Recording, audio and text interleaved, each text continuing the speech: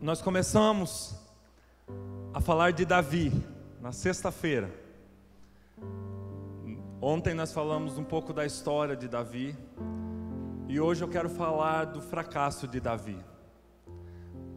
Hoje eu quero falar sobre o gigante que Davi não venceu, porque a Bíblia nos dá essa oportunidade. Eu louvo a Deus porque um dos atributos de Deus é que Ele é sincero. A palavra dele fala o que aconteceu. Se nós fôssemos contar, perceba quando você conta a sua história, dependendo da pessoa, ela conta assim: tal ano aconteceu grandes coisas assim, e eu acertei aqui, sucesso lá. Nossos álbuns de fotografias, eles mostram os momentos bons da nossa vida. O álbum de fotografias de Deus, a Bíblia, ela mostra também os fracassos, porque às vezes as nossas dificuldades, meus irmãos, não é em lidar com as vitórias. É certo que algumas vitórias nos dão complicações, é certo que algumas vitórias nos dão trabalho. As vitórias não são só bênçãos, vitórias exigem responsabilidade, vencer exige responsabilidade, ser promovido exige responsabilidade.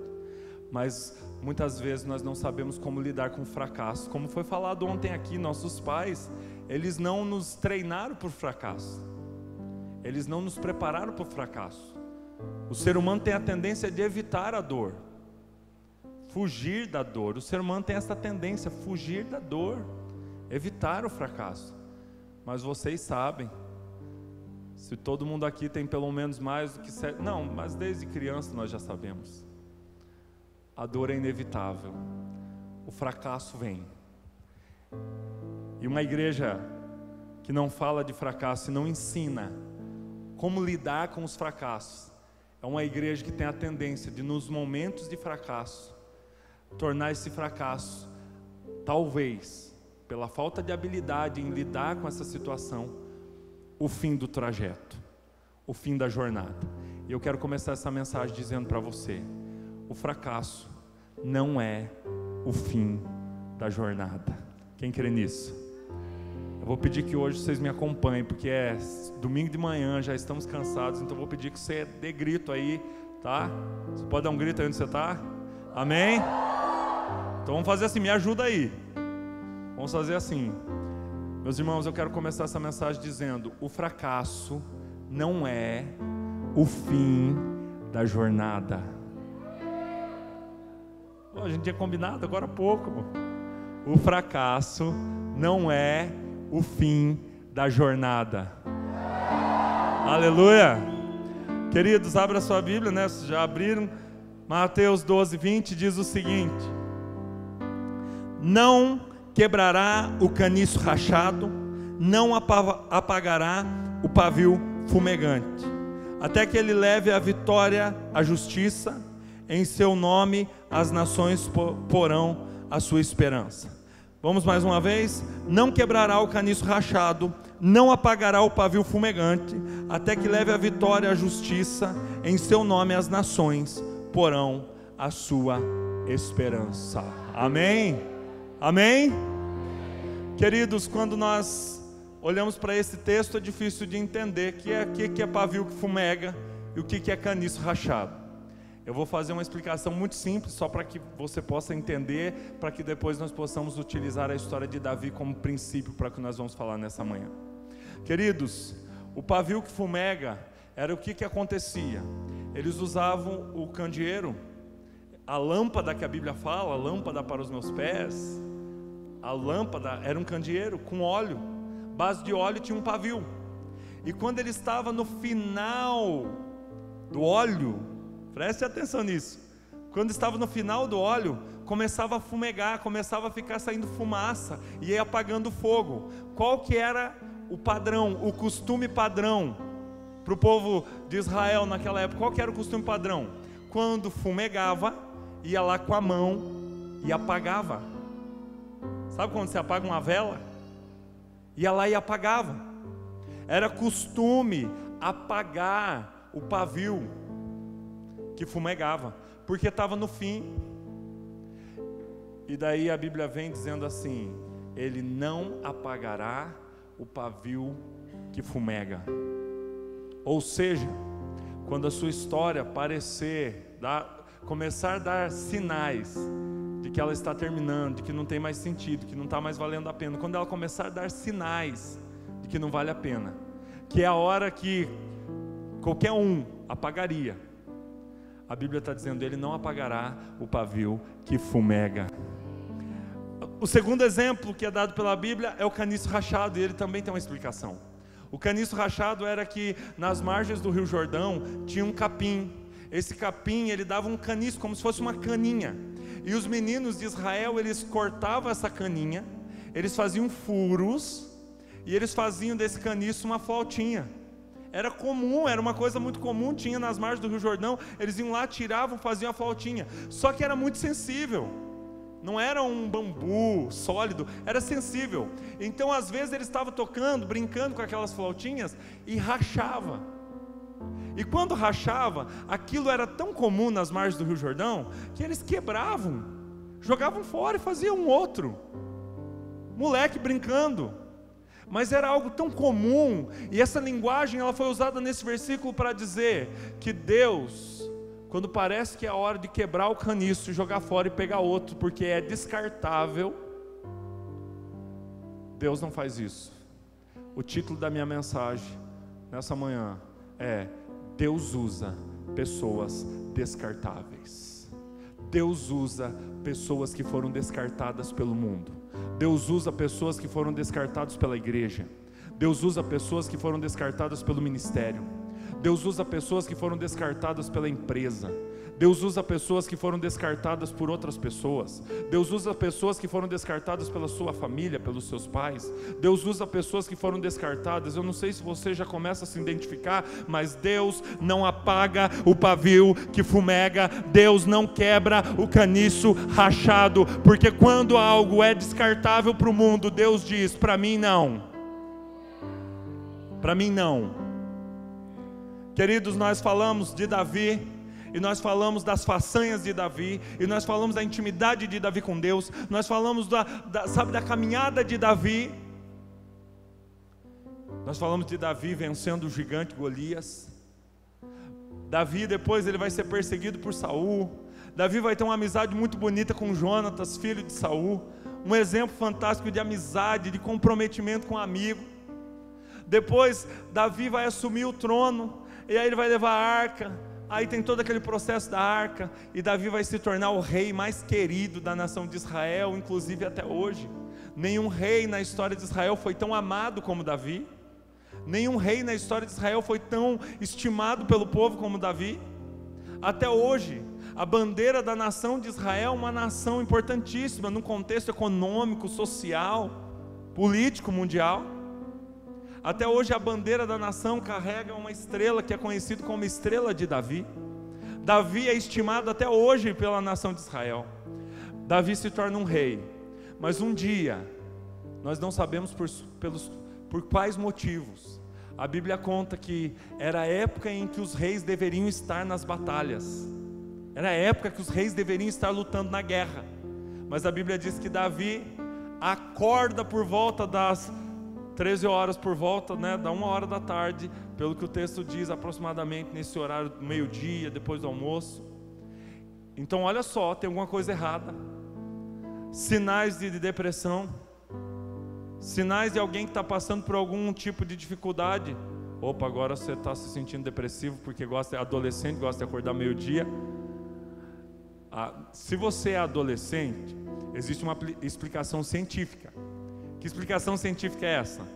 Nos hormônios do adolescente, ele tem a tendência hormonal de ficar acordado até mais tarde e dormir até mais tarde. Para o adulto, dormir até o meio-dia já não é mais natural, pode perceber. Você pode fazer isso para tentar descansar, mas o descanso não vai ser bom não. Se acordou depois das 8, 9 horas da manhã, já não vai prestar. Opa, eu senti que algumas pessoas falaram: opa, para mim presta, é bem bom. Para mim é bem bom. Queridos, Davi acorda, não vem ao caso porque que ele acordou essa hora, não vem ao caso, mas a Bíblia diz que ele estava no lugar errado, na hora errada. A Bíblia diz literalmente que Davi não deveria, o texto ele coloca essa explicação, não era a época do rei estar no palácio, era a época de o rei estar na guerra, encorajando seus exércitos, suas fileiras. Meus irmãos, Davi estava no lugar errado. Eu vou dizer para vocês, preste atenção na sua vida, na sua história. Às vezes você começa a perceber que você não está no lugar certo. Como que eu vou perceber, pastor? Muito simples. O Espírito Santo foi enviado para te sinalizar. E você vai perceber que algumas coisas que você está fazendo geram angústia. Você vai perceber que a tentação está vindo. A Bíblia não diz que o pecado chega e aparece misteriosamente, desce com a nave da Xuxa dentro do seu coração. A Bíblia diz no livro do Gênesis, quando Deus vai ter uma conversa com Caim, Deus vai dizer assim: o pecado bate a porta. Você vai perceber, tem sinais, você vai perceber que alguma coisa está errada. E Davi agora está dando uma volta pelo terraço do seu palácio, próximo ao horário do almoço, após o almoço. E Davi, ele está no lugar errado. Ele está no lugar errado na hora errada, fazendo a coisa errada. Ele não devia estar ali. Aí você diz: qual mal tem em estar no terraço? A Bíblia diz que existiam responsabilidades e que Davi estava fugindo das suas responsabilidades. Meus irmãos, percebam uma coisa: toda zona de perigo espiritual é quando você começa a fugir das suas responsabilidades. É quando você começa a dar desculpas. Talvez Davi podia dizer: você não sabe qual que é a agenda de um rei. É uma agenda cansativa, uma agenda puxada. Eu estava descansando um pouco mais, é meu direito. Davi estava no lugar errado. Irmãos, o que aconteceu? Enquanto Davi passeava pelo terraço, ele viu uma mulher tomando banho. Se fosse nos nossos dias, ele teria conhecido essa mulher na internet. Ela estaria tomando banho por algum website, ele teria o contato, ele conheceria essa mulher pela internet. Queridos, quando ele viu a mulher tomando banho, eu quero que você entenda o contexto. Davi era rei. Nunca foi do agrado do Senhor que o homem tivesse mais do que uma esposa. Nunca foi desejo nem agrado do Senhor. Mas naquela época, por causa da dureza do coração do homem, é o que a Bíblia diz, eles tinham mais do que uma esposa. Então Davi era um rei, ele tinha várias esposas. Outra coisa, meus irmãos, como que eram escolhidas as mulheres dos reis? No livro de Esther você tem uma base, uma dica. As mulheres dos reis eram separadas pela sua beleza. Elas ficavam num tratamento intensivo de beleza por 1 ano. O livro de Esther conta essa história. Essas mulheres, quando elas se tornavam esposas do rei, elas provavelmente eram as mulheres mais lindas, mais bonitas de toda uma nação. Assim era escolhido pela beleza. E depois de ser escolhidas as mais belas, ainda elas passavam por um tratamento de choque. Porque eu queria que as irmãs me ajudassem. O dinheiro embeleza ou não embeleza? O dinheiro ajuda ou não ajuda? Eu gosto de ouvir, né? O pastor Cláudio Duarte diz que para ter uma mulher bonita, né, você precisa investir grana. Meus irmãos, elas passavam numa preparação. A vida de uma princesa, de uma rainha, era uma vida cheia de cuidados, porque ela tinha que ser muito bela. Então, meus irmãos, quando nós falamos de Davi, nós não estamos falando de um homem que tinha uma esposa só. Nós não estamos falando de um homem, não, nós estamos falando de um homem que ele tinha à sua disposição um harém. Um harém. Salomão, no livro de Eclesiastes, ele vai dizer assim: não me poupei de nada. Ele disse: tive um harém, não me poupei das delícias dos homens. Salomão avacalhou, né? Que ele tinha uma mulherada, né? Lá era uma confusão no final, aquilo ali não deu certo. Queridos, Davi tinha muitas mulheres. O texto diz que na hora que Davi vai ser corrigido por Natã, o profeta do confronto, talvez, na minha concepção, o homem mais corajoso da Bíblia, exceto Jesus, né? Assim, Jesus é o mais corajoso. Em segundo lugar, o Natã. Davi enfrentou Golias, venceu. Davi enfrentou Betseba e perdeu. E o gigante de Natã era Davi. Natã precisou ser macho para enfrentar Davi, assim como Ananias no Novo Testamento teve que enfrentar o apóstolo Paulo. Saulo, o sanguinário perseguidor dos cristãos. Meus irmãos, às vezes você enfrenta gigantes, e às vezes você é o gigante do outro. Às vezes você é o gigante na vida do teu irmão. Às vezes você é usado, né, de alguma forma ali, ou por Deus, ou até mesmo se você der brecha pelo inimigo. Gosto do pastor Schwartz, Hélio Schwartz, que ele foi na minha casa. Um senhor de idade, ele veio pregar no Hotel Renard, numa conferência que estava tendo da convenção, e eu levei ele para minha casa para tomar um café. Um senhor de uma história extraordinária, foi pastor de uma igreja que prosperou muito, Deus abençoou muito ele em São Paulo, e eu chamei ele para minha casa tomar um café e falei: pastor, me conta, como que era a sua igreja, né? Curioso, como que era a sua igreja? Ele disse: Jonathan, minha igreja era uma bênção, todo mundo trabalhava, uns a serviço do Senhor, outros a serviço do inimigo, mas estava todo mundo trabalhando. Meus irmãos, quando Natã vai falar com Davi, Natã vai trazer uma palavra do Senhor, e a palavra do Senhor vai dizer assim: eu não te dei tudo que você queria, eu não te dei mais do que o que você precisava. E aí olha só o que Deus diz, eu quase não compreendo essa palavra. Deus diz assim: se você tivesse pedido mais, eu teria te dado. Eu quero que você grave aqui um princípio. Existem coisas que você pede ao Senhor e existem coisas que você consegue na raça. Cuidado com o que você consegue na raça, porque muitas vezes você pode achar que está ganhando um prêmio, mas você pode estar trazendo desgraça para a tua casa com aquilo que você conseguiu na raça. É melhor depender do Senhor.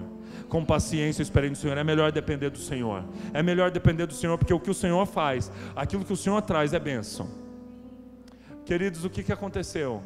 Davi vê Betseba tomando banho. Aí aqui muita especulação, né? Onde que essa mulher estava tomando banho, que Davi pôde ver ela tomando banho? Minhas irmãs, me ajudem. Quando você vai tomar banho, uma preocupação não é de estar tudo mais fechado possível. Essa mulher, pelo que dá a entender, tá? Pelo que dá a entender, ela também não estava nas condições das mais corretas, tá? Terraço do rei, não sei, né? Não dá para julgar e não dá para saber, por isso eu não vou falar disso, porque não convém. Não convém focar em Betseba, sendo que o nosso personagem de estudo nesse final de semana tem sido Davi. Queridos, o que aconteceu? Davi viu ela tomando banho e Davi quis ela.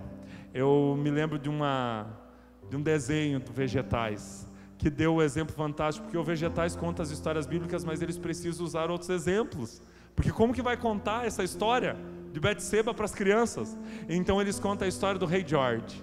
O rei George, um rei, né, vegetal, e o rei George, ele tinha uma admiração por patinhos de brincar na banheira, aqueles patinhos de borracha. Ele tinha uma admiração fantástica por aqueles patinhos. Então começa a história do desenho, o rei George com seus patinhos, e ele canta, né, sobre os patinhos, os patinhos, os patinhos, e ele brinca na banheira com os patinhos, e ele tem uma multidão de patinhos. Mas um dia ele está dando uma volta pelo terraço e ele vê um outro vegetal que tem só um patinho de borracha, e ele diz: eu quero, com aquela voz, né, do Ler, eu quero. Ele fala, daí vem o tomate, o Ler Tomate, né? O Ler Tomate vem para ele, que é o auxiliar do rei, e diz assim: mas você já tem todos os patinhos. Ele diz: mas eu quero aquele. Fala, não, mas você tem muito. Eu quero. E o desenho vai mostrando essa situação, essa realidade do que aconteceu com Davi. Ele tinha muitos patinhos, mas ele queria aquele patinho que era do outro. Só que no desenho, aquele vegetal que tinha só um patinho, ele só tinha aquele. Então mostra a história como aquele vegetal amava aquele patinho. Irmãos, eu vou ensinar um princípio de santidade para vocês. Gravem isso no seu coração, porque isso pode fazer uma diferença fantástica na sua vida. Irmãos, santidade não é fazer rigorosamente as coisas corretas, nunca foi. Santidade não tem a ver com certo. Santidade e pecado não tem a ver com certo ou errado. Isso é uma confusão na nossa cabeça. Irmãos, quando você vai estudar profundamente teologia e entender a teologia do pecado, a teologia, né, sistemática, a divisão ali, o estudo sobre o pecado e o estudo sobre santidade, você descobre que a santidade é a maior expressão de bondade. Santidade vem de bondade. É por isso que Deus odeia os religiosos. Nossa, falei uma coisa pesada, Deus odeia os religiosos. Meus irmãos, nem vou entrar nesse assunto, mas a ira de Deus permite que Deus se ire com o ser humano, não é só com o pecado. Quando você é pecador, a Bíblia diz que Deus se ira. Deus se ira. Por que Deus se ira com os religiosos? Porque os religiosos, eles fazem tudo certo, sem bondade. Você já percebeu um crente arrogante, tradicional ou pentecostal, arrogante, cheio de moral, porque ele faz tudo certo? Você já percebeu? Ele ora como aquele cara que diz: olha Deus, eu sou o único aqui, olha, eu não sou igual essa ralé aí não, eu faço tudo certo como tem que ser. Deus não se agrada disso, Deus não está aqui, Deus não está interessado que você faça tudo certo, Deus está interessado que a essência do que você faça seja bondade. E quando você é cheio de bondade, meus irmãos, não tem como errar o alvo.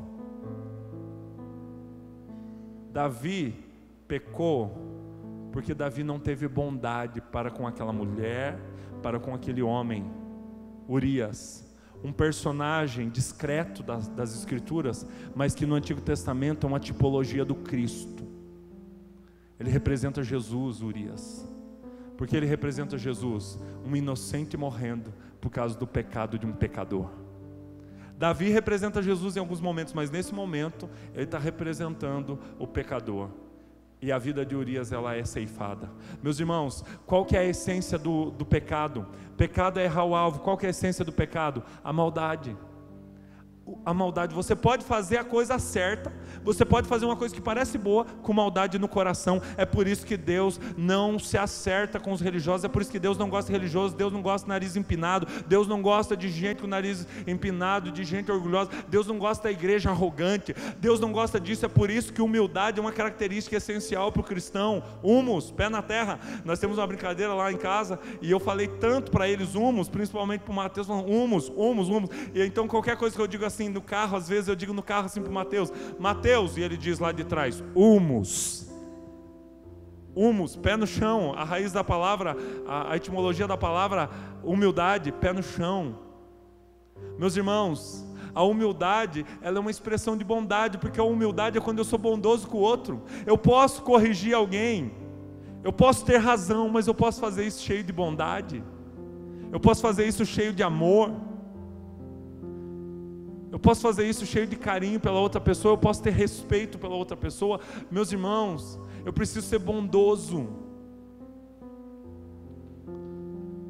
Quando eu estou na internet e eu sou tentado, imagine essa situação, para abrir uma página de um site pornográfico, aquela menina que vai estar exposta, eu não quero nem entrar nos detalhes do nível que essa menina pode estar exposta. Aquela menina tem pai, aquela menina tem mãe, aquela menina tem irmão, e aquela menina é criada pelo Deus eterno, e Deus ama aquela menina tanto que enviou seu filho Jesus para morrer na cruz por aquela menina.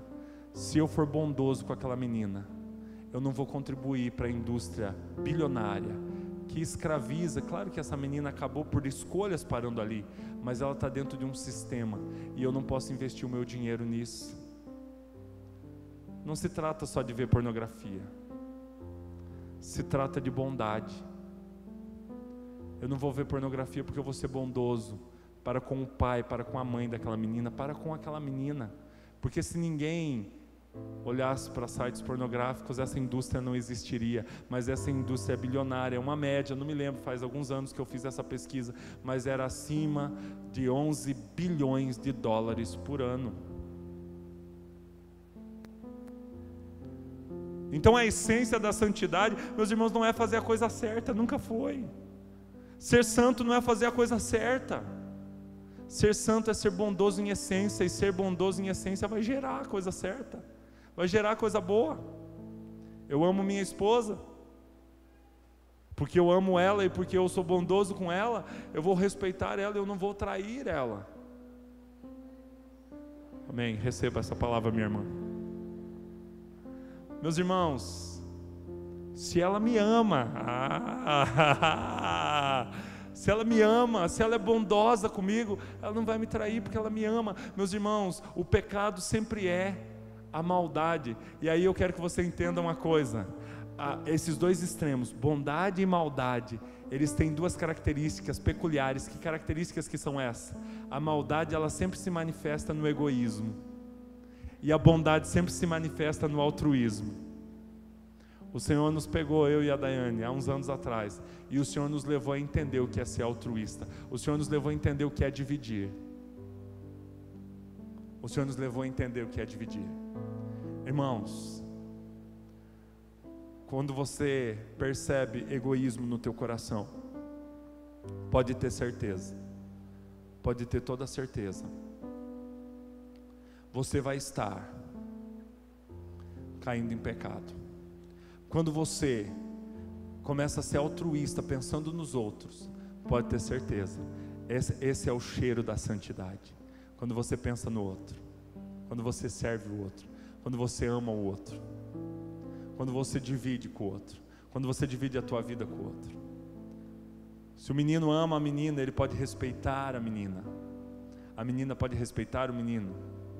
Nós podemos nos respeitar. Respeitar a autoridade se trata de uma questão de bondade. Se a autoridade for bondosa para com quem ela lidera, para a sua equipe, ela vai ser uma autoridade que não é autoritarismo.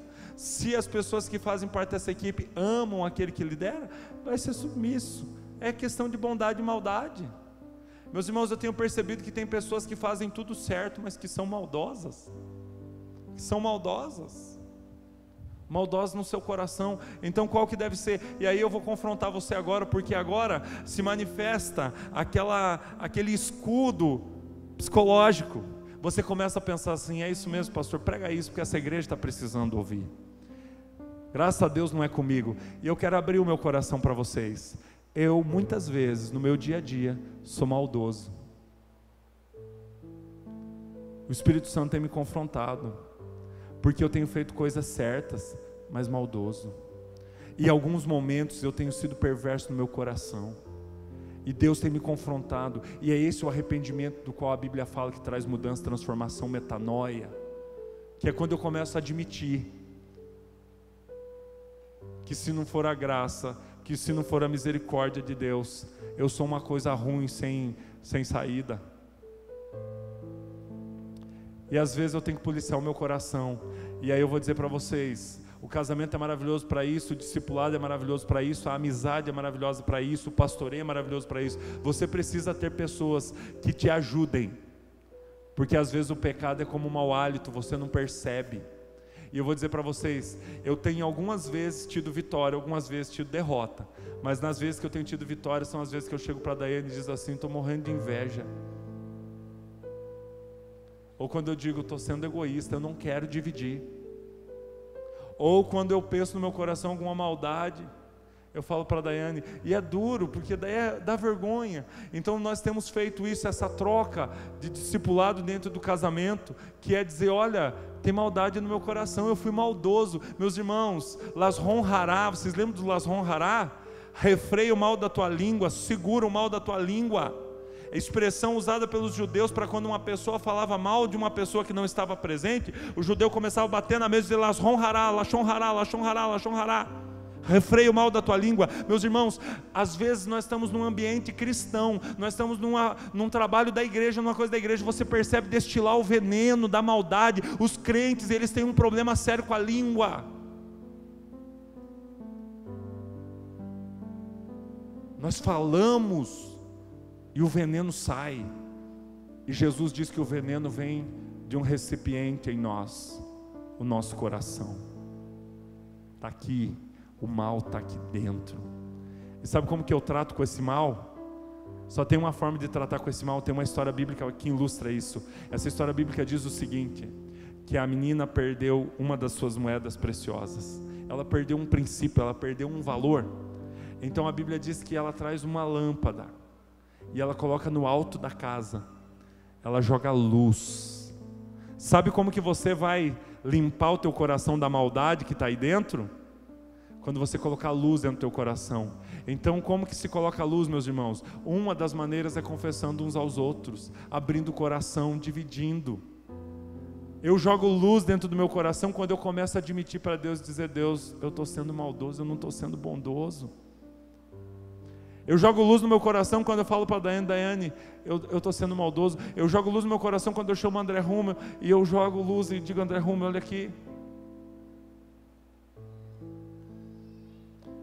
Acontece de às vezes eu chamar um discípulo, dependendo do que for que Deus está revelando, dizer: olha, está aqui, estou tendo esse pecado, essa maldade no meu coração, eu preciso mudar isso. Isso aqui é vaidade, isso aqui é orgulho, isso aqui é egoísmo, isso aqui é maldade. Meus irmãos, tão grave esse princípio. Santidade não é acertar, não é só fazer as coisas certas. Santidade é fazer a coisa certa com uma essência de bondade. Amém? Guarde seu coração. Você precisa ser bondoso. Você precisa ser bondoso. Se o teu irmão for surpreendido em um pecado, vocês que são espirituais, não destruam, não ataquem, não acabem com aquele irmão. Vocês que são espirituais, aconselhem esse irmão com amor. Eu já fiquei muito irado às vezes por causa do pecado dos outros. Porque é muito bom, gente, é muito bom para um pecador como eu, terrível, encontrar alguém que pecou mais. É maravilhoso. Dá uma sensação de soberania, toda honra e toda glória a mim, que eu achei alguém mais pecador que eu. Ou então, é muito bom quando eu acho alguém que parece muito certinho, que caiu em pecado, e aí eu começo a destilar o veneno e a maldade vem do meu coração. Eu começo a falar assim: está vendo o que aquele irmão fez? Irmãos, eu tenho caído nesse pecado que eu estou contando aqui para vocês muitas vezes, me irado com o pecado dos outros. Sabe por que eu me iro com o pecado dos outros? Para omitir o meu pecado, para esconder o meu pecado. Aí quando eu fico irado com o pecado dos outros, eu finjo que sou muito crente. Eu finjo que sou muito crente para criticar o outro, para acusar o outro, para ofender o outro. E então eu me lembro de muitas situações, Deus tem nos levado a entender isso, que nós nos armamos e eu digo, eu faço o discurso, eu vou chegar para essa pessoa, eu vou dizer isso e aquilo. E eu tive muitas experiências, não muito tempo atrás, recentemente, o Espírito Santo, como se ele cruzasse o braço, batesse o pé, disse: você vai fazer isso com essa pessoa? Não foi isso que eu fiz com você semana passada. Está estreito, mas está bom, Senhor.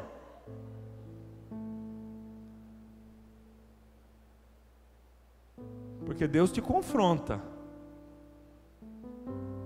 mas Deus não te confronta sem amor. A ausência do amor faz com que o confronto da igreja seja inútil. Existe uma história muito fantástica, eu só não vou me lembrar as palavras, tanto porque elas são em inglês, os nomes dos lugares e as épocas, enfim. Mas existia um bairro nos Estados Unidos, era uma periferia. E então um pesquisador de Harvard foi naquele bairro, fez uma pesquisa com 200 crianças daquele bairro. E essa pesquisa foi para ver as expectativas de vida e de sucesso daqueles alunos. E aquele pesquisador de Harvard, ele fez a pesquisa e ele disse o seguinte: no futuro, daqui 20 anos, a maioria desses meninos, dessas meninas, desses 200 pesquisados, estarão na cadeia. Foi a pesquisa que ele fez, uma pesquisa científica, tá, meus irmãos? Não é uma dedução, é uma pesquisa científica. Passado, escute o que eu vou dizer para você, porque o Espírito Santo quer falar com você nessa manhã. Passado 20 anos, outros pesquisadores de Harvard foram conferir o resultado da pesquisa. Harvard, meus irmãos, não é a maior universidade à toa, as pesquisas deles duram 30, 40, 50 anos, é por isso que os caras têm moral. Científico, a igreja tem que ser às vezes mais científica, porque a igreja se torna muito espiritualizada e às vezes peca. Tem coisa que tem que ser científica, tem que ser da forma como deve ser, vendo os fatos e acompanhando os resultados. E essa pesquisa voltou àquele bairro e foi pesquisar aquelas 200 crianças que agora eram adultos, e descobriu o seguinte: 80% daqueles 200 eram pessoas bem-sucedidas na sua vida, eram pessoas boas. E eles foram entrevistar para tentar descobrir qual era o fenômeno que fez com que a pesquisa de Harvard estivesse errada. E eles começaram a pesquisar, e quando eles começaram a conversar com aquelas crianças que tinham tido sucesso na vida, e que antes tinha sido profetizado que eles estariam na cadeia, aquelas crianças normalmente elas mencionavam uma professora.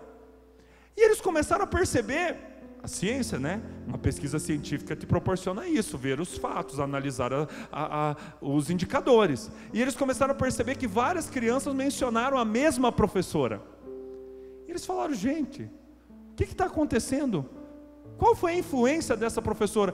Procuraram a professora. Ela já era aposentada, uma senhora. E eles falaram: olha, nós estamos fazendo aqui uma pesquisa e nós queremos saber da senhora. A senhora deu aula naquele bairro, naquela periferia, naquela época, tal. Ela falou: dei e tal. E eles começaram a entrevistá-la, eles começaram a conversar com aquela professora, e eles começaram a perguntar dos alunos, falar do bairro, falar da violência, falar de tudo que acontecia naquela periferia. E eles perceberam uma coisa: no meio da conversa, Eles estavam tentando entender qual que foi a diferença que aquela professora fez. Eles perguntaram: qual foi o seu método? Ela disse: não sei, não usei nenhum método, não sei, eu só dei aula como qualquer professor. Eles falaram: mas deve ter tido alguma coisa que a senhora fez de diferente. Ela disse: não fiz nada de diferente. E eles continuaram insistindo e conversando e pesquisando, mas no meio daquela conversa eles estavam lembrando da época que ela dava aula, e aquela mulher, ela dá um suspiro, grave isso no seu coração, ela dá um suspiro, e ela diz: ah, como eu amava aquelas crianças. Esse tem que ser o coração da igreja. Os pesquisadores voltaram, ela não tinha estratégia nenhuma, ela não tinha plano nenhum, ela não tinha feito nada de diferente. Só que não, ela tinha feito uma coisa de diferente. Uma mulher, uma única mulher professora, amava aquelas 200 crianças que a ciência disse que seriam jogadas na cadeia. Mudou a história ou não mudou?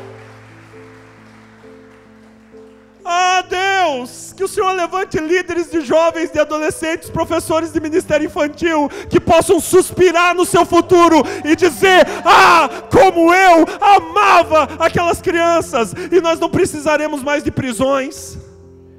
Se a igreja cumprir o seu papel, a polícia se torna desnecessária.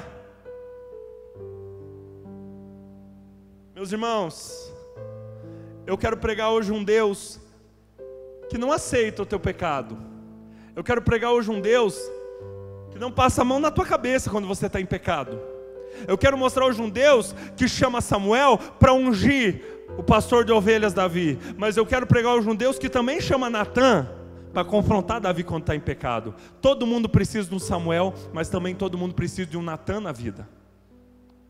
O Samuel é uma beleza, ele te manda chamar lá do meio do deserto, te tira de trás das ovelhas malhadas e te unge na presença da sua família. Mas sem Natã, o final da história de Davi seria pior do que o que foi.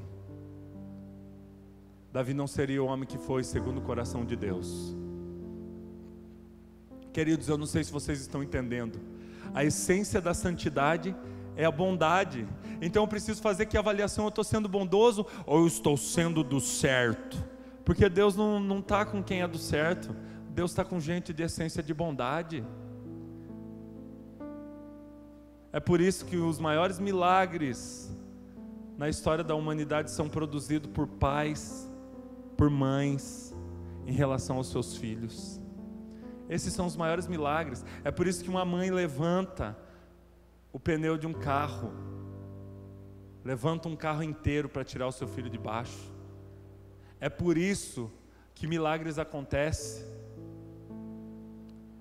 Porque quando você ama, amar o outro, amar o próximo, é a maneira mais próxima de Deus. É a forma mais intensa de você ser como Deus. Gente, Satanás queria ser igual a Deus, mas ele pegou o caminho inverso. Ele queria ter a roupa de Deus, ele queria sentar no trono de Deus, ele queria estar no nível de Deus, ele queria ter o louvor que Deus tinha, mas ele não desejou ter o coração que Deus tem. Satanás não invejou o coração de Deus, porque se ele tivesse invejado o coração de Deus, ele não estaria no inferno, ele não estaria amarrado, ele não estaria destruído, ele não estaria derrotado hoje. Qual que foi a essência do pecado do diabo? Maldade. Vamos fazer um teste. O egoísmo. O que é o egoísmo? Eu não quero dividir com o outro, ou seja, eu não sou bondoso com o outro. O que é inveja? Inveja é quando eu não aceito as coisas boas na vida do outro. Você já percebeu? Meus irmãos, eu vou dizer uma coisa para vocês, vou dar uma dica. Quando você estiver vivendo um momento maravilhoso da sua vida, tire fotos.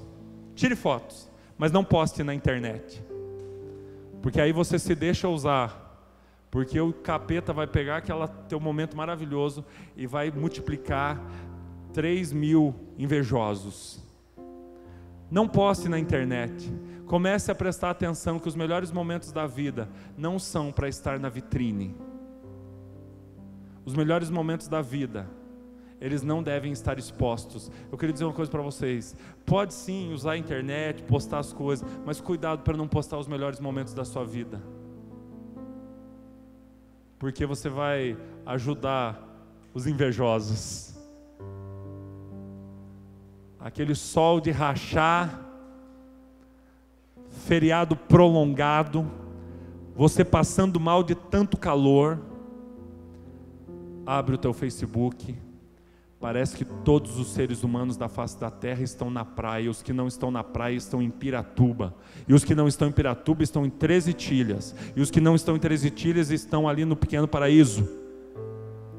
Aí você, com aquele calor, segurando teu celular, você diz: louvado seja Deus, porque abençoou os meus irmãos, para que eles possam estar na praia, para que eles possam estar vivendo aquele momento fantástico e maravilhoso. Aleluia, Jesus, vai abençoando eles agora. Irmãos, você já faz a cara do cão, do inimigo, do diabo, você já endemônia na hora.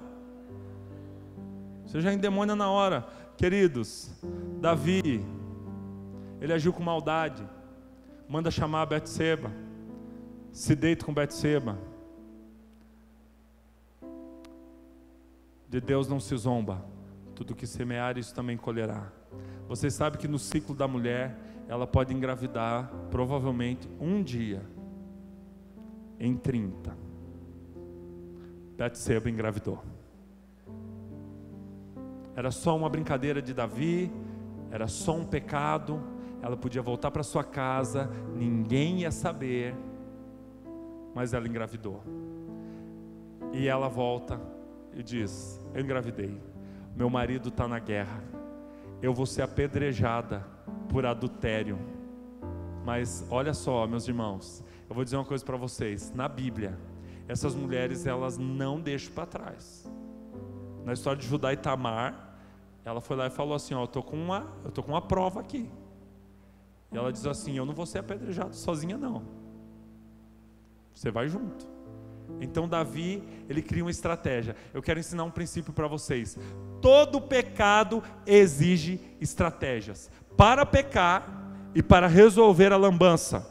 Todo pecado exige estratégia. Tem pessoas que não têm estratégia nenhuma financeira, não têm estratégia nenhuma profissional, não têm estratégia nenhuma para ser santo, como John Wesley, que tinha várias estratégias para ser santo, não tem estratégia nenhuma para nada, vive uma vida jogada às traças, mas quando se trata do pecado é expert na estratégia. Leandro Carnal diz que não ser ético dá mais trabalho do que ser ético. Pecar exige estratégia. Consertar o pecado exige mais estratégia do que para pecar. Meus irmãos, Davi manda chamar Urias. Eita, de Deus não se zomba, meus irmãos. Davi manda chamar Urias. Quando chama Urias, Davi diz para Urias: olha, vai para tua casa, se deita com a sua mulher. Davi, estratégia. Urias veio para casa, deitou com a mulher dele, ela engravidou. É a cara de Davi, mas é de Urias. Está tudo certo, mas a Bíblia diz: de Deus não se zomba. Então eu quero dizer para vocês, eu estou pregando um Deus de amor, um Deus de misericórdia, um Deus de graça, mas o mesmo Deus é um Deus que se ira, é um Deus sério, é um Deus justo, é um Deus bom. E se Ele é bom, Davi não vai tirar farinha com Urias e ficar tudo por isso mesmo, porque Deus é bom. Às vezes você está pedindo uma coisa que é bom para você, mas não é bom para o outro. Não acredite que Deus vai te abençoar nisso. Você tem um evento, faz 30 dias que não chove, o teu evento é ao ar livre, você ora: Senhor, não permita que chova. Tem 100 agricultores dizendo: por favor, Senhor, faz chover. Não ache que se você orar uma coisa pedindo bondade só para você, e essa bondade não for multiplicada para os outros, que vai ter sentido. Não ache. Queridos, Urias volta na hora de ir para casa, ele deita na guarda do próprio palácio, e ele diz as seguintes palavras, preste atenção, porque esse homem aqui merece atenção. Urias, ele diz o seguinte: como poderei eu estar nos braços da minha esposa, no calor da minha esposa, enquanto os meus irmãos israelitas estão na batalha, lutando? Um homem de caráter. Olha só, perceba o contraste que Deus nos permite ver. Davi deveria estar na batalha e estava nos braços da mulher de Urias. Urias deveria estar nos braços da esposa, estava na batalha. Não haveria problema nenhum. Eu me questiono às vezes, se eu fosse Urias, se eu não tinha aproveitado para ir para casa e ficar com a minha esposa. Eu acho que eu iria para casa, irmãos. Mas o caráter de Urias, ele revela o caráter de Cristo. O caráter de Cristo é: como posso eu me satisfazer das coisas boas da vida enquanto os meus irmãos sofrem? Eu vou dizer uma coisa para vocês, irmãos, eu vou dizer isso vem para me confrontar. Meus irmãos, nós não temos reparado alguns pecados, como o pecado do desperdício. Meus irmãos, constantemente, eu vou dizer isso porque nós precisamos ser confrontados nisso. Constantemente nós vamos na pizzaria, na lanchonete ou na casa de alguém, e nós saímos dali maus, pelo tanto que nós comemos, pelo tanto de Coca-Cola que nós tomamos. Saímos mal, às vezes no meio da madrugada levantamos para vomitar. Desculpa dizer, eu vou falar isso porque isso é muito sério. Nós fazemos constantemente isso, principalmente no Brasil, nós fazemos constantemente isso. Estarmos cheios, fartos, enquanto nossos irmãos em algum lugar desse Brasil, desse mundo, passam fome.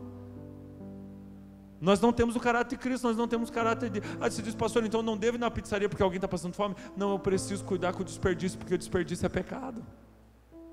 Eu desperdiço água enquanto os caras estão brigando por água, então é pecado. Então nós precisamos trazer isso para a igreja. A igreja tem que ser muito mais do que só a vida espiritual de quatro paredes. Meus irmãos, não é monastério. Deus nos chamou para sermos santos, inseridos na nossa cultura, na nossa sociedade, e isso envolve cuidar do meio ambiente. Nós estávamos falando ontem, cuidar da saúde. Isso envolve, pensar no próximo, justiça social, envolve generosidade, envolve bondade. É por isso que generosidade é uma coisa incrível, porque é bondade. Queridos, Urias diz: eu não vou. Como eu poderia fazer uma coisa dessas? Isso seria uma coisa terrível. E Urias deita na guarda do palácio, e no outro dia Davi fica sabendo. De Deus não se zomba. No outro dia Davi fica sabendo, e quando Davi fica sabendo disso no outro dia, sabe o que acontece? Davi precisa de uma outra estratégia. Olha o nível, preste atenção quando a Bíblia fala que um abismo puxa outro abismo. Davi tem um nível de maldade quando se deita com Betseba. O nível de maldade aumenta quando ele faz essa estratégia para enganar Urias. E agora o nível de maldade aumenta. Ou você corta o pecado, ou você se arrepende do pecado, ou você é cirúrgico com o pecado, ou o nível do pecado só aumenta. Pornografia, como diz o pastor Lucinho Barreto, é a porta de entrada, é a antessala de todos os outros pecados sexuais. Ou você corta. Quando Jesus fala no Novo Testamento, trazendo um alinhamento para o reino de Deus, e ele diz: se o teu olho te faz pecar, se o teu olho esquerdo te faz pecar, arranca. É melhor entrar no reino do céu sem um olho do que com um olho no inferno, com os dois olhos no inferno. Se tua mão te faz pecar, arranca. Ele não estava falando de literalmente arrancar. Se eu pregar esse texto aqui, muitos meninos vão querer cortar a mão fora, muitos meninos vão querer arrancar os olhos. Eu vou dizer para vocês, o texto não falava sobre isso. O texto estava falando sobre cirurgia. O texto estava falando sobre ser, preciso e cortar o pecado, tirar o pecado. O que precisa ser arrancado não é o olho, é o pecado. O que precisa ser arrancado não é o braço, é o pecado. Então a Bíblia está falando que com o pecado você não pode ser paciente. Meus irmãos, tirar um pecado da vida não é progressivo. Tirar o pecado precisa ser radical. Para tirar o pecado você precisa ser radical. Então o que aconteceu? O nível de pecado de Davi aumenta, porque o que Davi faz? Davi então escreve uma carta a Joabe, o general do exército. Essa carta está escrita assim: coloque Urias na frente da batalha, na linha de frente. Meus irmãos, o rei escreve essa carta. Joabe não vai entender nada, porque Urias era um homem de um patamar alto dentro do exército. O rei sela com o seu anel, então com a cera e com o anel, entrega na mão de Urias. Olha o que ele fez. E quando ele entrega na mão de Urias, ele diz: entregue essa carta a Joabe, o general. Urias não podia de forma alguma abrir a carta, mas sabe o que me fez pensar quando estava estudando essa história? Que mesmo que a carta não tivesse selo, pelo caráter de Urias, ele não ia ler essa carta no caminho. Um homem que não negociava princípios, um homem de caráter. Às vezes, quando você não negocia princípios, quando você é de caráter, você vai sofrer por causa disso. Foi o que foi ministrado ontem pelo André. O posicionamento, a postura em relação ao pecado vai te trazer às vezes sofrimento, mas encara, meu irmão, porque o Senhor está com você. Queridos, o que aconteceu? Chegou, entregou para Joabe, Joabe coloca Urias, e eu quero que você agora imagine o drama. Urias, um homem de um patamar mais alto, voltou, esteve com o rei, voltou, traz uma carta, e agora Joabe, do nada, chega para ele e diz assim: agora você está na linha de frente. Você consegue imaginar Urias? Não tinha como questionar, era militar. Não tinha como questionar, mas você consegue perceber Urias? Qual foi o sentimento de Urias?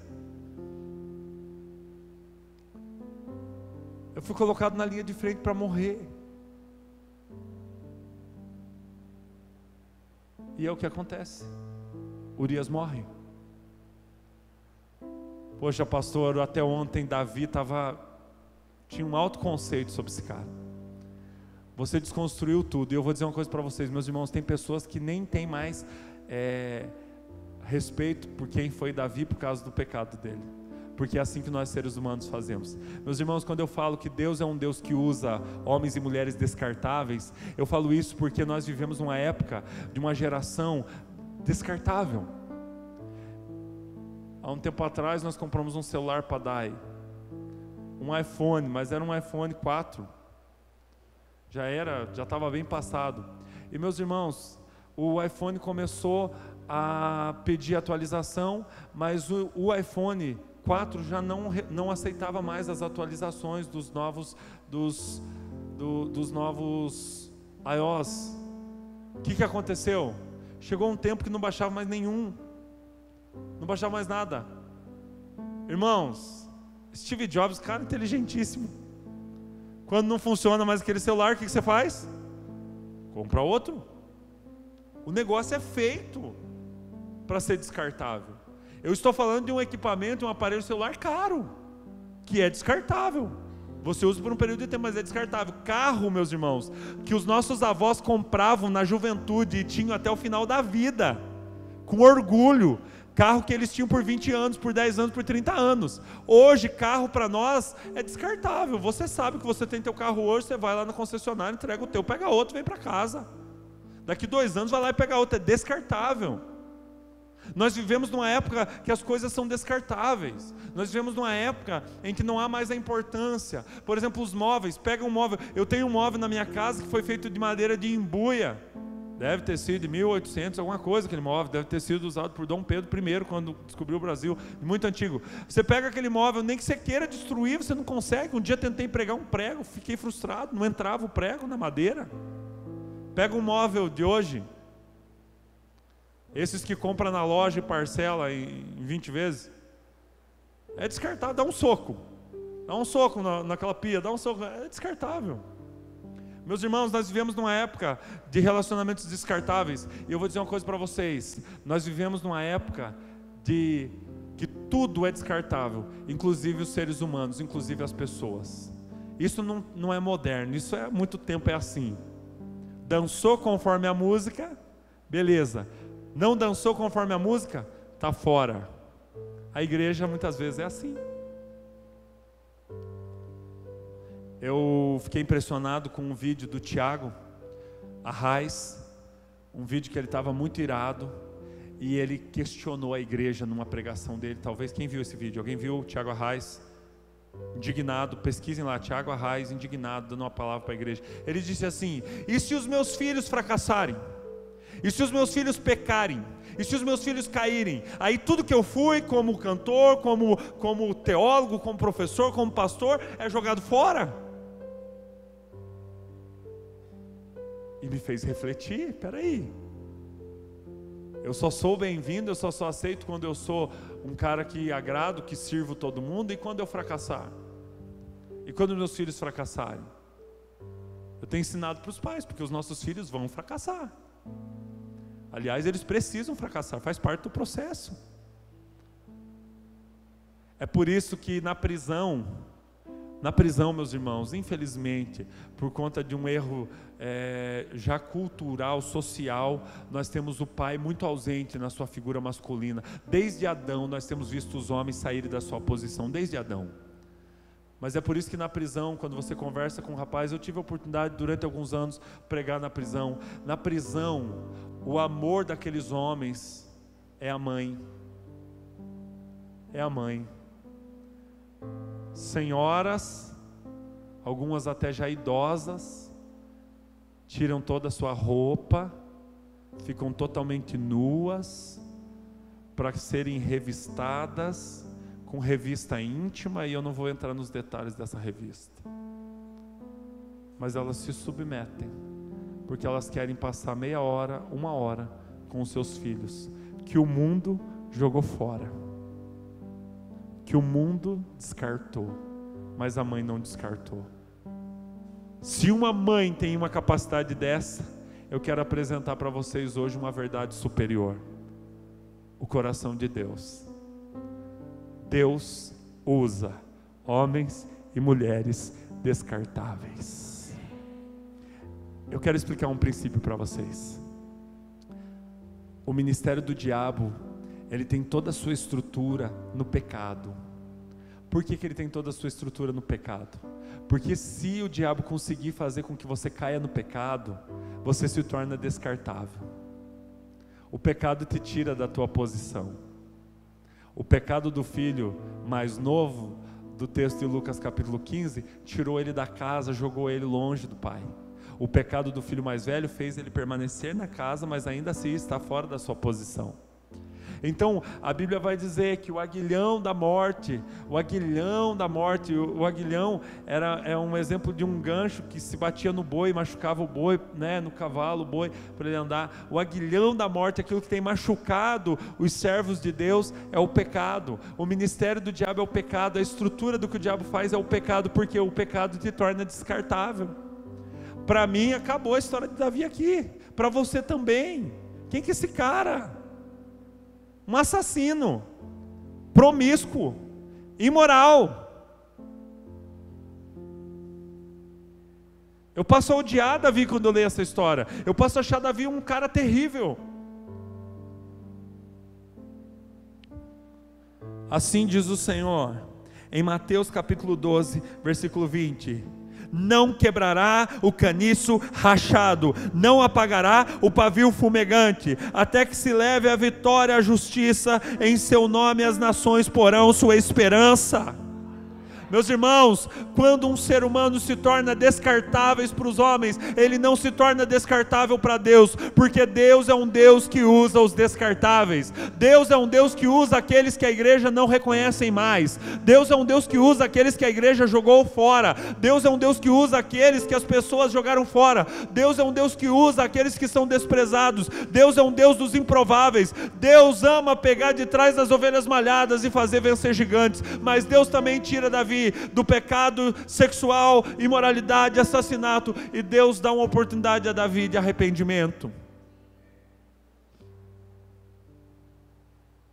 Eu quero ensinar o princípio do pavio que fumega, né, e do caniço rachado. Vamos pegar alguns personagens bíblicos para nós entendermos esse conceito de que Deus usa pessoas descartáveis. Vamos pegar esse princípio, meus irmãos. Vamos pegar esse princípio. Queridos, eu quero pegar a história de Jonas. Deus chama Jonas. Deus tinha uma missão para Jonas. Jonas pega o barco, vai para o oposto. Quantas vezes sou eu e você? Aí dá uma maior confusão. Todas as vezes que eu pego o barco para o contrário da vontade de Deus, dá confusão. Jonas é jogado no mar, o peixe engole Jonas, e Jonas está morrendo lá embaixo, e ele clama ao Senhor. Jonas é descartável. Perceba que para o navio Jonas se tornou descartável. E eu quero dizer para vocês que Jonas, meus irmãos, prestem atenção nisso. Não foi o pessoal do navio apenas que percebeu que Jonas era descartável. Foi o próprio Jonas. E Jonas, quando viu a tempestade, sabia que era por causa dele. Jonas disse: me joguem fora. Você já sentiu isso? Me joguem fora. Você já sentiu isso? Eu não sirvo. eu não sou bom. Você já teve essa sensação? Me tirem da banda, me tirem do ministério, eu não vou mais tomar a ceia, eu nem quero ir na igreja porque eu tenho vergonha, porque eu me tornei descartável, me joguem fora do navio. A igreja deve ser o navio que não joga fora Jonas, mas que muda o seu mapa de destino para Nínive. A igreja deve ser um lugar onde nós podemos acreditar em pessoas descartáveis para o mundo. Porque Deus escolheu aquilo que não é para confundir o que é.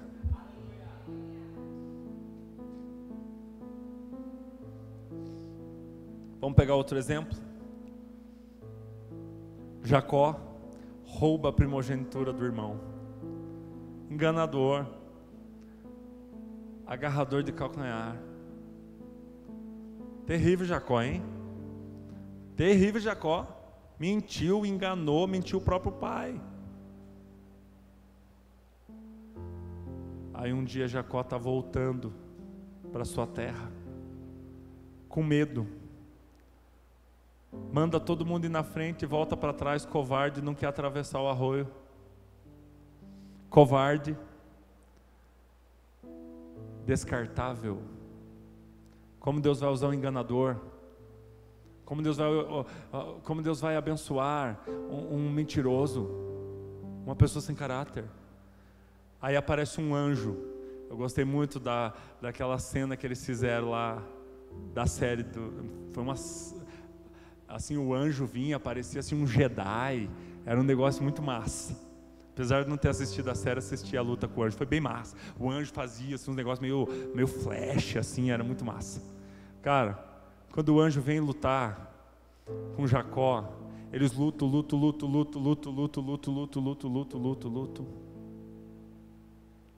Estou falando em línguas. Luto. No meio da luta, o anjo diz: tá bom, diz aí, o que você quer, cara? Ele diz: eu só quero que me abençoe.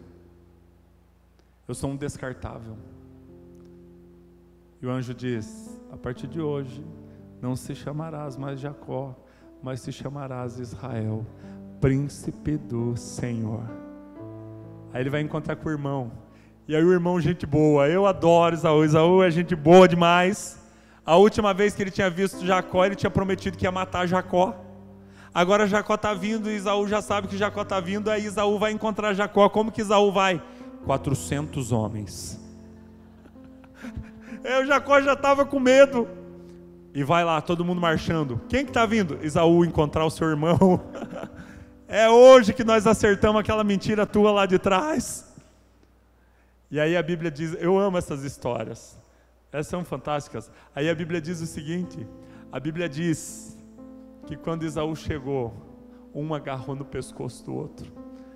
E eles se perdoaram, e eles se abraçaram, porque Deus não despreza, não rejeita o pavio que fumega, e Ele não quebra o caniço rachado. O nosso Deus é um Deus que quando você se torna descartável para o mundo, Ele ainda tem bons sonhos e bons planos para a sua vida, porque Deus usa descartáveis, Deus usa os improváveis, Deus usa os que não são para confundir os que são. Amém? Deus usa os descartáveis. Vamos ver mais uma história. Que nós podemos lembrar daqueles que Deus usa. Queridos, a Bíblia mostra muitas histórias dessas. A Bíblia mostra muitas histórias dessas de pessoas que ninguém dava a mínima. E Deus usa. Deus usa. Inclusive eu quero melhorar a moral de Davi. A moral de Davi. A família de Saul foi uma família, quando ele saiu da dinastia, quando ele saiu do reinado, foram totalmente rejeitados, muitos foram mortos, mas sobrou um descendente de Saul, Mefibosete. E o Mefibosete era um aleijado. O aleijado na cultura de Israel daquela época já era rejeitado naturalmente. Ele era descendente do rei pecador que foi tirado da dinastia. Ele era rejeitado muito mais. E aí Davi um dia por uma inspiração de Deus, diz o seguinte: será que sobrou alguém da família de Saul? E aí eles falaram: tem um rapaz aleijado, Mefibosete. E Davi diz o seguinte, Davi aqui foi usado por Deus. Davi diz o seguinte: se esse rapaz é descartável para o mundo, manda chamar ele. Ele não é descartável para Deus. E Davi coloca Mefibosete, um aleijado, que para a época era muito rejeitado, descendente do rei, sentar na mesa real todos os dias para comer com o rei. E Mefibosete não consegue entender o que estava acontecendo, ele não consegue entender a graça. Mefibosete, ele compôs uma música naquele dia: não consigo entender a graça. Foi o Mefibosete que fez essa música. Sentava na mesa com o rei todos os dias. Um aleijado não sentava na mesa nem com as pessoas normais, imagine com o rei. Aí aconteceu uma cena que eu acho muito linda. Eu acho muito linda. Quando Absalão, que eu já vou falar de Absalão, quando Absalão faz o golpe contra Davi, o seu próprio pai, Absalão, filho de Davi, faz um golpe contra o seu próprio pai. E Davi tem que sair fugido, e os seus aliados fogem. Mefibosete não consegue ir, porque ele é aleijado. E o pessoal enganou ele, ninguém quis levar ele, e ele ficou com os maus. E passou muito tempo. E a Bíblia diz que ele não comia, que ele não cortou a barba, que ele não tomava banho, enquanto Davi não voltava. Aí Davi voltou, porque Deus restituiu o trono dele, Absalão foi morto, foi uma história muito triste, Davi ficou muito triste.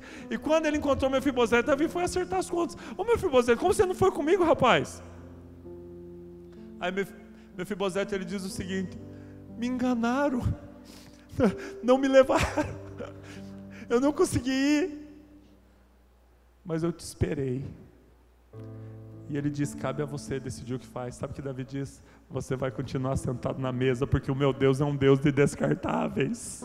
Meu Deus é um Deus que não descarta. Meu Deus é um Deus que não apaga o pavio que fumega e não quebra o caniço rachado. O meu Deus não é um Deus... Gente, preste atenção no começo da história de Davi. O começo da história de Davi já revela toda a parada. No começo da história de Davi, Deus diz a Samuel: Deus não vê como o homem vê, porque o homem vê a aparência, mas Deus vê o coração. Quando você é descartável para o mundo, você não é descartável para Deus.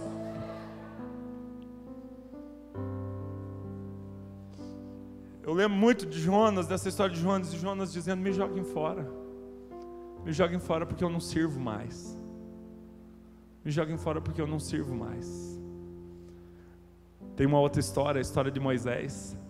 Moisés mete os pés pelas mãos, fica nervoso, mata o egípcio e quebra todo o plano de Deus na cabeça dele, né?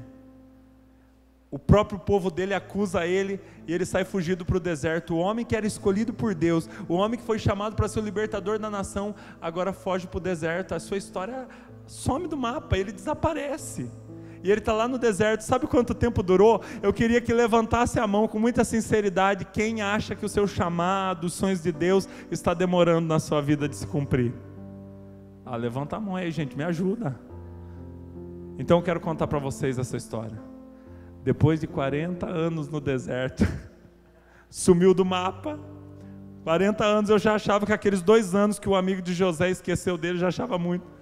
Um dia, o Moisés descartável estava lá apacentando as ovelhas num lugar remoto, escondido.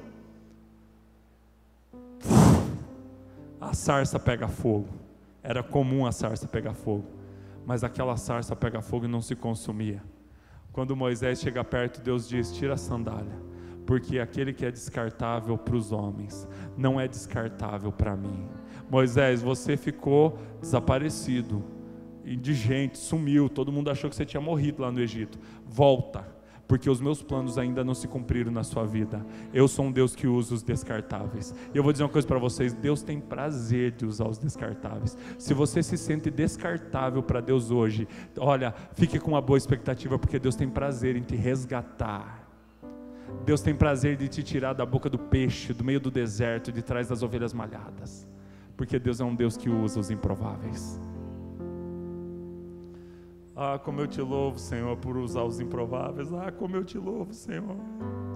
Ah, como eu te louvo, Senhor, por usar os improváveis, Deus, porque senão nada disso aqui estaria acontecendo. Ah, como eu te louvo, Senhor, como eu te exalto, Senhor, por usar os descartáveis, Senhor. Ah, como eu te louvo, Deus. Nós interrompemos essa mensagem para dizer, Deus, obrigado por olhar com bondade para os descartáveis do mundo. Obrigado por olhar com bondade para a nossa vida. Nós te exaltamos, Deus, porque tu não vês como o homem vê, mas o Senhor vê o coração. O Senhor ama, o Senhor levanta.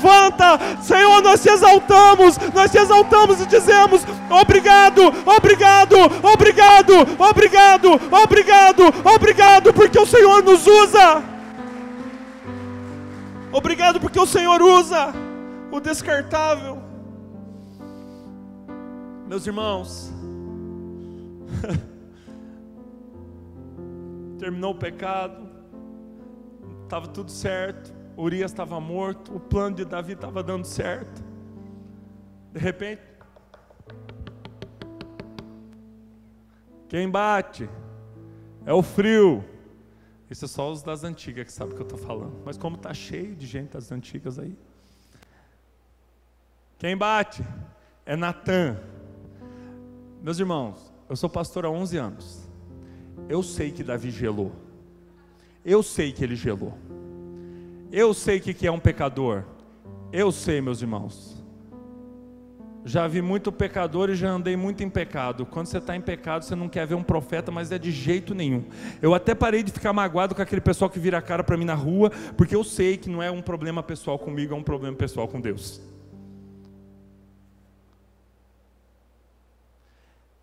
Davi gelou e entrou Natã. Pode falar, Natã. E Natã diz assim. Vou resumir a história. Tinha um homem, tinha muitas ovelhas. Veio visita na casa dele. Ele tinha um vizinho que tinha apenas uma ovelha. No dia que ele foi receber a visita, ele mandou pegar a ovelha do vizinho, matar e preparar. E o vizinho ficou sem a ovelha. E dizia ainda na história de Natã que aquele vizinho gostava tanto da ovelha, dava comida na boca dela, gostava tanto daquela ovelha. Sabe o que Deus estava querendo revelar quando conta essa intimidade que ele tinha com a ovelha? E estava querendo mostrar para Davi que o que o Davi fez, o problema não foi porque era uma coisa errada, o problema foi porque era uma coisa maldosa, porque era mal. Era por isso que Natã traz essa palavra para trazer uma revelação para Davi. Você agiu mal, você fez uma coisa mal. E aí, quando ele ouve a história, Natã diz assim: o que devemos fazer com esse homem? E aí Davi fez o que todo pecador gosta de fazer: bater em outro pecador. Todo pecador gosta de dar ênfase no pecado do outro, bater no outro. Todo pecador gosta disso, meus irmãos. E aí o que esse pecador fez? Tem que morrer um homem desse. Quem que é esse homem? Que esse homem precisa morrer. E aí Natã, oh Deus, dá-nos a coragem de Natã. Natã olha para Davi e diz assim: é você esse homem. Você é esse homem. E Davi sacou, né? Aquilo ali estava bagunçando o coração de Davi fazia tempo. Ele diz que enquanto ele não confessou o pecado, os ossos dele apodreciam dentro dele. Olha a expressão de Davi. O corpo padecia por causa do pecado. O que aconteceu? Quando Natã apontou o dedo e falou: é você. Davi podia ter mandado matar Natã para resolver o problema. Mas Natã não estava falando no nome dele. Você pode matar o profeta, mas você não pode calar a voz profética, porque a voz profética é do Senhor. Você pode matar quantos profetas você quiser, você pode mudar de igreja, porque não suporta a doutrina, a palavra de um pastor. Você pode mudar de célula, porque não suporta o que está sendo ensinado. Você pode mudar de líder, você pode mudar de... você pode tentar fugir da voz profética, mas quando você mata o profeta, você não cala a voz de Deus.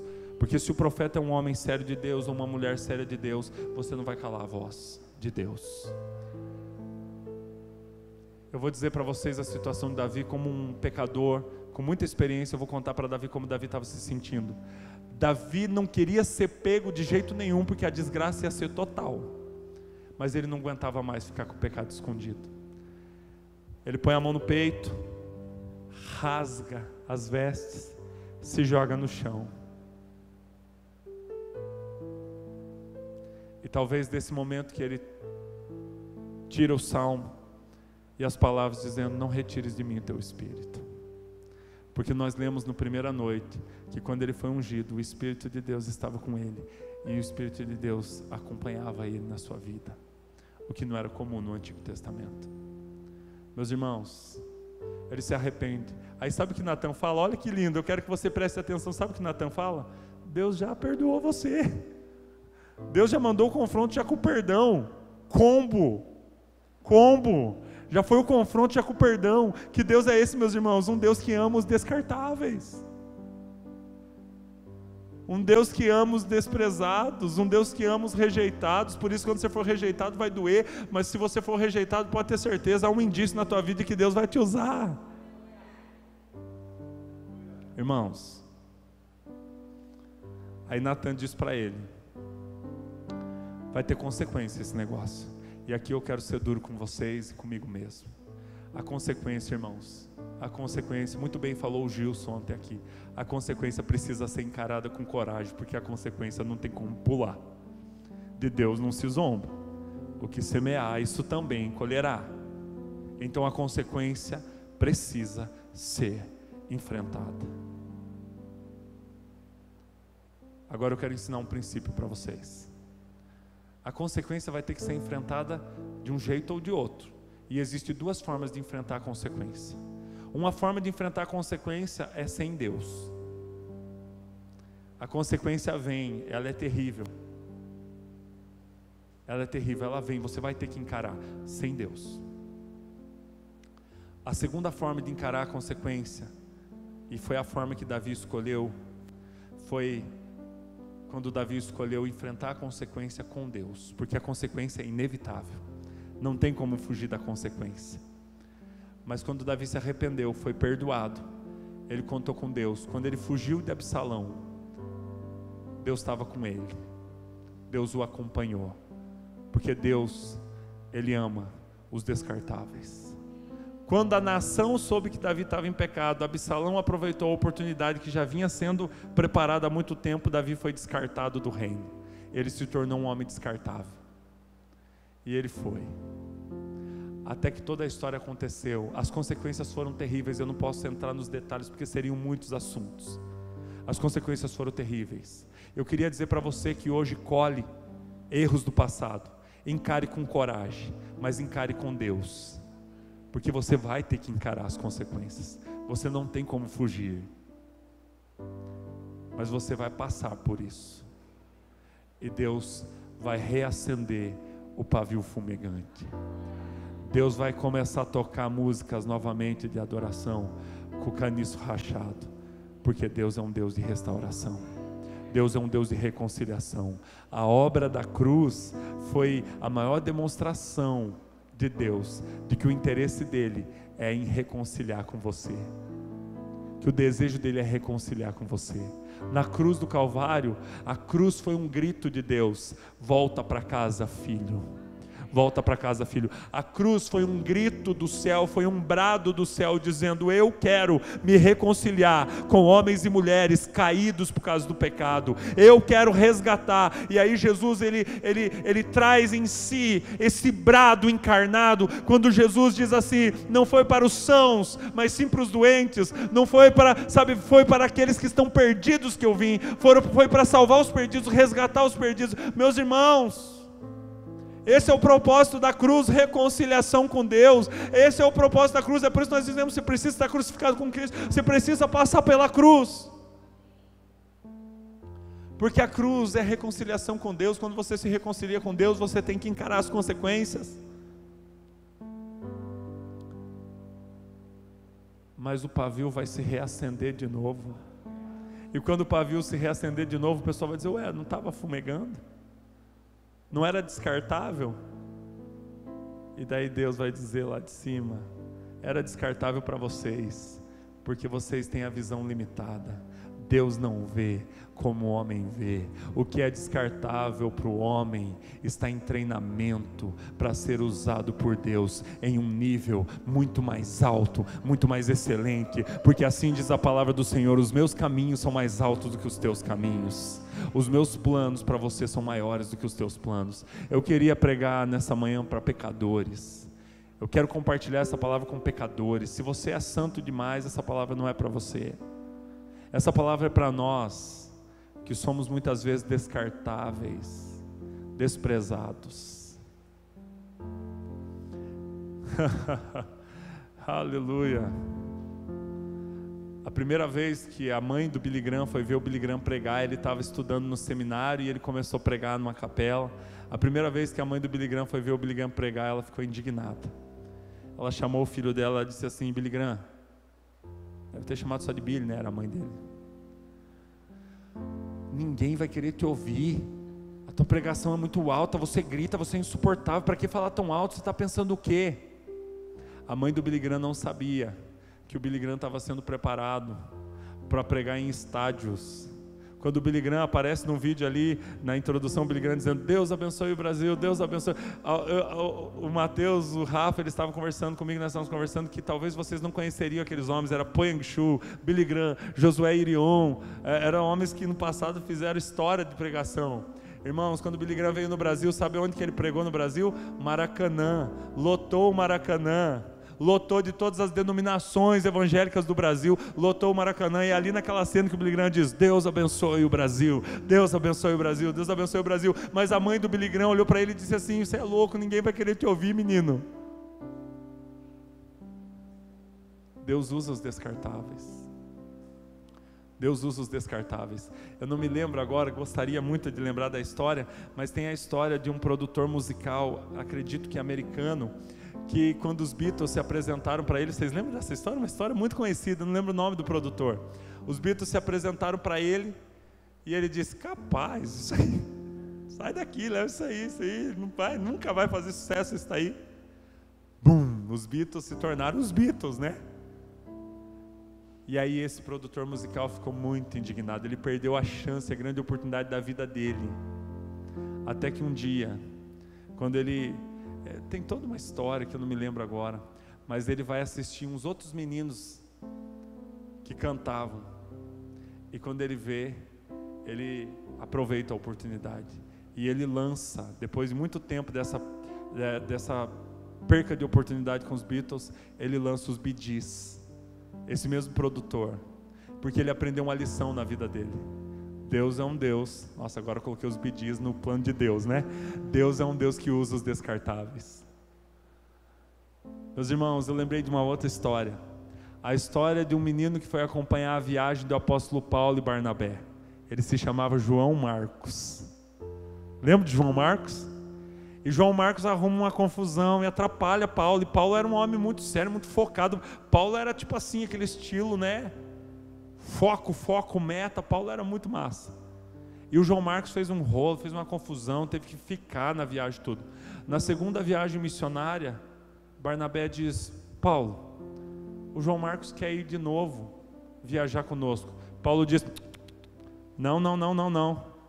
Esse peste aí, deixa aí, esse daí só incomoda, incomodativo, esse aí eu não quero não. Barnabé fica chateado, porque Barnabé queria levar o João Marcos. E aí brigam. Nossa, tinha briga na igreja primitiva, e o pessoal diz assim: ai, precisamos ser de novo a igreja primitiva. Nós estamos reproduzindo a igreja primitiva muito bem, a gente briga igual eles brigavam. Aí eles brigam e se dividem, e Barnabé fica com o João Marcos. E Paulo vai e vive aquela história extraordinária, mas chega um dia que Paulo está na prisão, doente, velho, pobre, terminando a sua história. É nesse texto que ele vai dizer: combati o bom combate. E ele escreve para Timóteo, e é incrível, porque ele diz para Timóteo: traga João Marcos, porque ele me é útil para o ministério. Ele me é útil. Traga o João Marcos. Imagine João Marcos recebendo essa notícia. João Marcos, Paulo está lá em Roma, preso. Aí João Marcos diz assim: Paulo não quer me ver pintado nem de ouro, E aí, eles dizem assim: João Marcos, ele está mandando te chamar, porque ele diz que você é útil.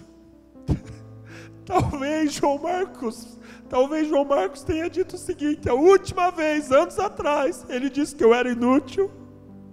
Mas Paulo, num processo que ele viveu na vida dele, ele percebeu que o inútil para os homens ainda continua sendo útil para o Senhor Deus Todo-Poderoso, porque Ele não apaga o pavio que fumega, Ele não quebra o caniço rachado. Deus é um Deus que usa homens improváveis, Deus é um Deus que usa os descartáveis da terra, os rejeitados da terra, e Ele levanta e coloca acima dos príncipes.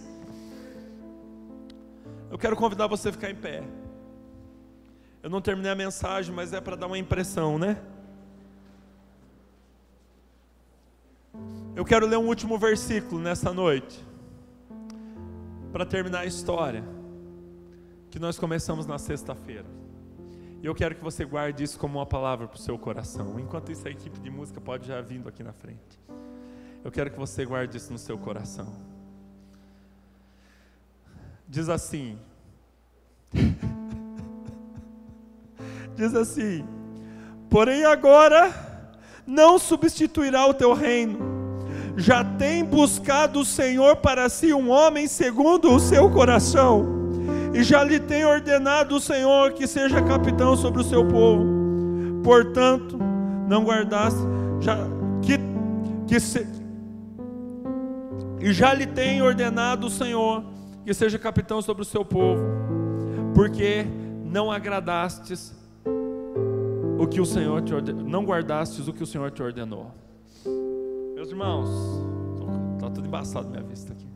Meus irmãos, esse texto aqui eu quero terminar falando para você que Davi foi um homem do secreto das ovelhas, rejeitado pelo pai, criticado pelo irmão, desanimado por Saul, vencedor da batalha contra o gigante, perseguido por Saul, depois um grande rei, um grande guerreiro, um homem fantástico, o escritor dos salmos, da maioria deles pelo menos, mas também foi um homem de fracassos, de falhas, de pecados, de inseguranças, de dor.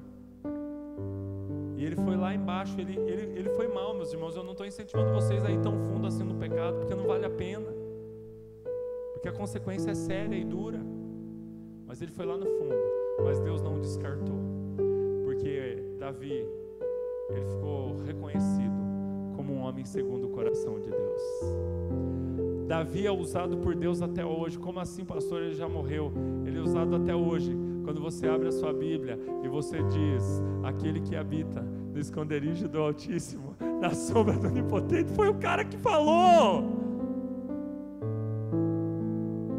Ele ainda é usado por Deus. Quando uma criança diz: o Senhor é meu pastor, nada me faltará, foi o cara que falou. Deus usa quem foi Davi até hoje, e até sua volta ainda usará.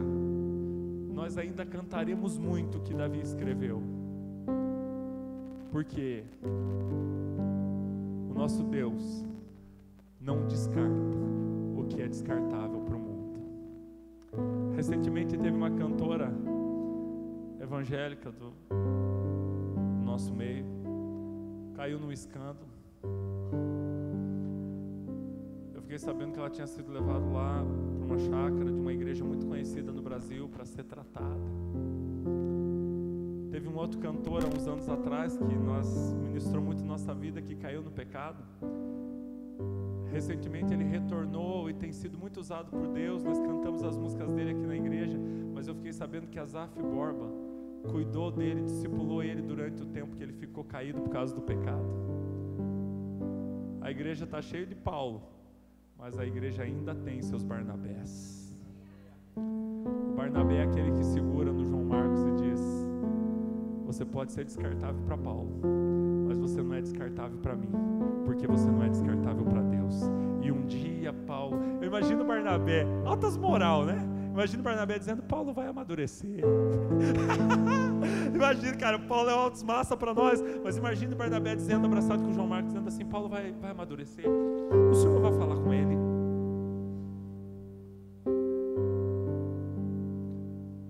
Nós chamamos de heróis da fé, meus irmãos, mas eu quero dizer para vocês, na Bíblia só tem um herói, aquele que subiu no madeiro. O nosso herói, ele é 3 em 1, Deus Pai, Deus Filho e Deus Espírito Santo. O que passa disso é falho, o que passa disso fracassa, o que passa disso peca, o que passa disso cai.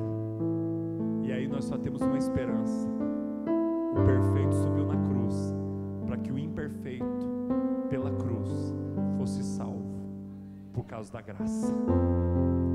Se você é alguém descartável, foi descartado pelas pessoas, ou descartável no seu coração, ou descartado pela igreja, ou qualquer coisa desse gênero, se sente descartável,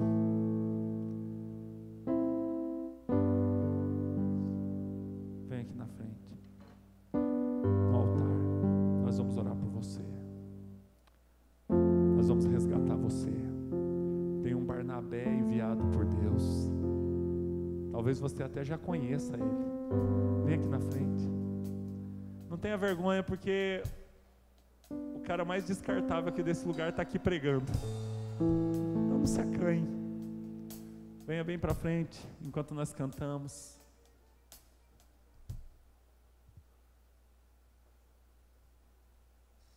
Vem aqui na frente.